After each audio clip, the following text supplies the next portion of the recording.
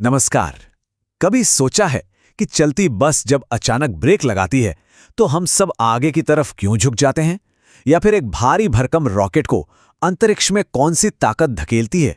देखिए, इन सभी सवालों का जवाब हमारे आसपास ही छिपा है और आज हम उसी विज्ञान को समझने वाले हैं, गति और उससे चलाने वाली एक अदृश्य शक्ति, गुरुत्वाकर्षण। चलिए शुरू करते हैं। तो आइए सीधे उसी सवाल पर आते हैं जिसे जिंदगी में कभी ना कभी हम सब ने महसूस किया है ना?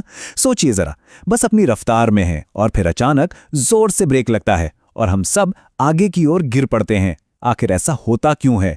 इसका जवाब उन सिद्धांतों में छिपा है जिन्हें हम आज समझने जा रहे हैं। तो उस बस वाले सवाल का जवाब ढूंढने के लिए हमें सबसे पहले बिल्कुल बेसिक चीज को समझना होगा। ये गति यानी कि मोशन आखिर है क्या चीज? देखिए, इसकी परिभाषा बहुत सीधी सी है। जब कोई भी चीज समय के साथ अपनी जगह बदलती है तो हम कहते हैं कि वो गति में है। जैसे सड़क पर दौड़ती हुई कार, आसमान में उड़ता हुआ एक पक्षी, यहां तक कि सूरज के चारों ओर घूमती हमारी पृथ्वी भी। इन सब में एक बात कॉमन है, समय के साथ इनकी पोजीशन बदल रही है। ठीक है, तो ये तो समझ आ गया कि चीजें हिलती डुलती हैं, पर सवाल ये है कि इस गति को हम ठीक ठीक नापते कैसे हैं? मतलब इसे नंबर में कैसे बताते हैं? इसके लिए हमारे पास कुछ बड़े मजेदार टूल्स हैं। चलिए एक एक करके उन्हें समझते हैं। पहला टूल है दूरी। ये बस वो कुल रास्ता है जो किसी ने चला है, मतलब कोई चीज कितना चली, बस। इसमें दिशा यानी डायरेक्शन का कोई लेना देना नहीं होता, बस कुल लंबाई ही मायने रखती है। और फिर आता है विस्थापन। अब ये दूरी से थोड़ा अलग है। ये शुरुआती और आखिरी पॉइंट के बीच की सबसे छोटी, बिल्कुल सीधी लाइन वाली दूरी है। और सबसे जरूरी बात, इसमें दिशा बहुत बहुत जरूरी है। यही वो चीज है जो इसे दूरी से अलग बनाती है। इस फर्क को समझने के लिए ये उदाहरण सबसे बेस्ट है। मान लीजिए कोई अपने घर से बाजार तक गया, जो 1 किलोमीटर दूर है, और फिर बाजार से वापस घर आ गया, तो उसने कुल दूरी कितनी तय की? 2 किलोमीटर, है ना? लेकिन उसका विस्थापन 0 है। क्यों? क्योंकि वो वापस वहीं आ गया जहां से उसने शुरू किया था। कमाल की बात है ना? अब बात करते हैं एक बहुत ही आम शब्द की, चाल यानी कि स्पीड।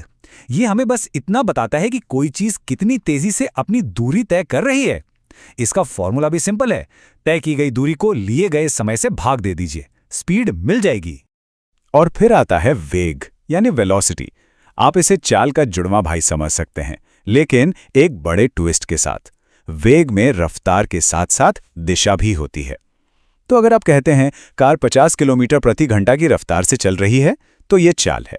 लेकिन अगर आप कहते हैं कार 50 किलोमीटर प्रति घंटा की रफ्तार से उत्तर दिशा में जा रही है, तो ये वेग है। छोटा सा फर्क है, पर बहुत बड़ा असर डालता है।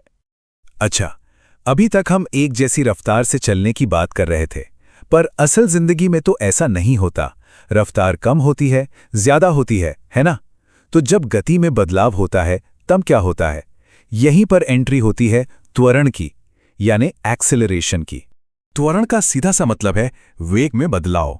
जब कोई कार रेस देने पर स्पीड पकड़ती है, तो वो त्वरण कर रही होती है। और एक मजेदार बात बताऊं, जब आप ब्रेक लगाकर गाड़ी को धीमा करते हैं, तो फिजिक्स की भाषा में वो भी एक तरह का त्वरण ही है। और अब हम आते हैं इस पूरे विश्लेषण के दिल पर, सर आइजैक न्यूटन के गति के वो 3 महान नियम, जिन्होंने हमारे देखने का, दुनिया को समझने का नजरिया ही बदल कर रख दिया। ये हैं वो 3 नियम, जड़त्व का नियम, बल का नियम और क्रिया प्रतिक्रिया का नियम। देखिए, इन्हें अलग अलग करके मत देखिए, ये तीनों मिलकर एक पूरी कहानी बताते हैं। ये कहानी कि हमारे ब्रह्मांड में कोई भी चीज आखिर क्यों और कैसे चलती है। तो पहला नियम, जिसे जड़त्व का नियम कहते हैं, ये कहता है कि कोई भी चीज अपनी मौजूदा हालत में ही रहना चाहती है। मतलब अगर कोई चीज रुकी है तो वो रुकी रहेगी, और अगर चल रही है तो वो चलती ही रहेगी, जब तक कि उस पर कोई बाहरी ताकत, कोई फोर्स काम न करे। और लीजिए, मिल गया हमारे पहले सवाल का जवाब। जब बस अचानक रुकती है, तो हमारा शरीर, जो पहले से ही गति में था, वो गति में ही रहना चाहता है। इसी वजह से हमें आगे की ओर झटका लगता है। यही जड़त्व है, और यही वजह है कि टेबल पर रखी किताब अपने आप नहीं हिलती। अब चलते हैं दूसरे नियम पर। अगर पहला नियम ये बताता है कि क्या होता है, तो दूसरा नियम ये बताता है कि कितना होता है। ये नियम हमें बल, द्रव्यमान और त्वरण के बीच का एक जादुई रिश्ता दिखाता है, एक फॉर्मूले के जरिए। F बराबर m गुणा a, force equals mass times acceleration. देखने में ये कितना छोटा और सिंपल लगता है ना? पर यह फिजिक्स के सबसे ताकतवर समीकरणों में से एक है। इसी एक छोटे से फॉर्मूले के दम पर हम कार बनाते हैं और सैटेलाइट्स को अंतरिक्ष में भेजते हैं।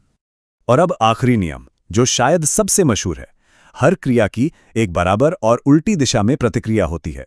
ये सिर्फ एक नियम नहीं है, ये इस ब्रह्मांड का एक बुनियादी संतुलन है। मतलब आप किसी भी चीज पर जोर लगाते हैं तो वो चीज भी आप पर उतना ही जोर वापस लगाती है, हमेशा। इसके उदाहरण तो जबरदस्त हैं। जब बंदूक से गोली आगे निकलती है, ये हुई क्रिया, तो बंदूक चलाने वाले को पीछे की ओर एक जोरदार झटका लगता है, ये हुई प्रतिक्रिया। और रॉकेट अपनी गैस को जोर से नीचे की ओर धकेलता है, क्रिया। और इसी धक्के की वजह से वो ऊपर आसमान की ओर उठता है, प्रतिक्रिया। वाह, काफी सारी जानकारी हो गई है ना? कोई बात नहीं, चलिए इन सभी जरूरी आइडियाज को 1 मिनट में फटाफट से दोहरा लेते हैं, ताकि सब कुछ दिमाग में एकदम सेट हो जाए। तो आज हमने क्या क्या सीखा? सबसे पहले गति का मतलब है जगह में बदलाव। फिर हमने दूरी यानी कुल रास्ता और विस्थापन यानी सीधी दूरी का फर्क समझा। इसके बाद हमने चाल और वेग को नापना सीखा और जाना कि त्वरण का मतलब रफ्तार में बदलाव है। और इन सबको एक साथ पिरोते हैं न्यूटन के 3 नियम। पहला, चीजें बदलना नहीं चाहती। दूसरा, F = ma। और तीसरा, हर एक्शन का एक बराबर और उल्टा रिएक्शन होता है। तो आज हमने गति को चलाने वाले कानूनों को समझा। ये नियम यहाँ पृथ्वी पर तो हर चीज की वजह बताते हैं, जहाँ गुरुत्वाकर्षण एक लगातार काम करने वाली शक्ति है। लेकिन ये सब एक बड़ा सवाल भी छोड़ जाता है। क्या यही नियम अंतरिक्ष के उस सन्नाटे में भी ठीक वैसे ही काम करते हैं, जहाँ गुरुत्वाकर्षण लगभग न के बराबर होता है? इस पर सोचिएगा जरूर।